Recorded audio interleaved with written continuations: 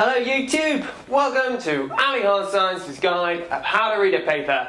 And in this episode I'll be joined by the scientific eagle of wisdom and the cross-check pattern of scientific rigour. So, you've decided to read a paper. Don't worry, this happens to us all. Maybe you've been asked to review it, maybe you've been suggested to read it by your supervisor, or maybe, like most of us, you've come to the gradual realisation that you don't know what you're doing or why you're doing it, and you're desperately trying to grab hold of some piece of reliable information to stop you from being dragged under in the wreckage of your own doomed project. Step 1.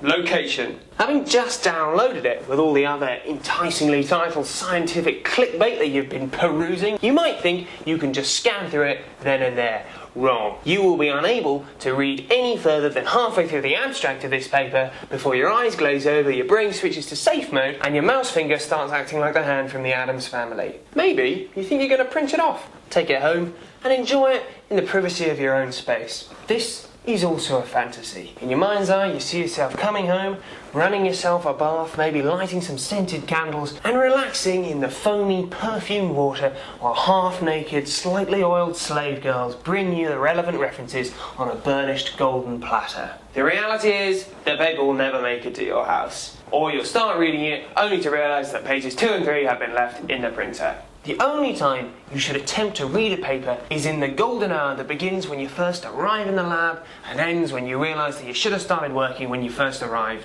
in the lab. Step 2.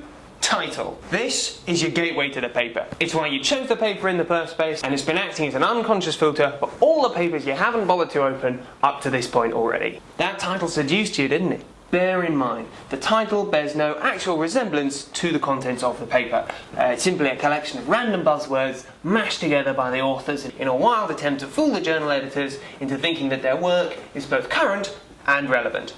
It's neither. Step 3.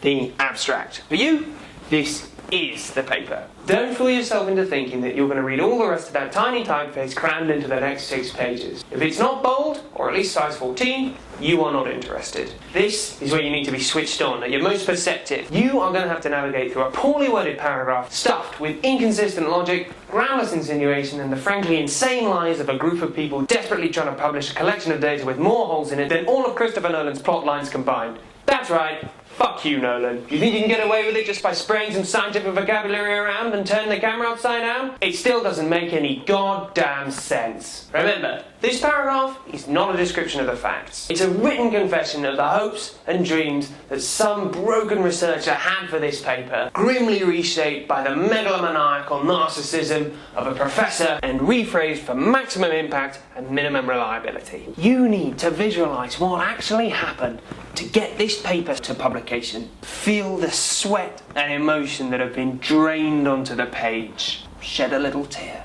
Once you've read the abstract, you need to decide whether you like the fantasy enough to believe in it, or whether you're going to consign the paper to the wilderness along with all the other billions of papers that only ever get cited by the labs that originally published them. Step 4. Figure 1. You're tiring by this point, and with good reason.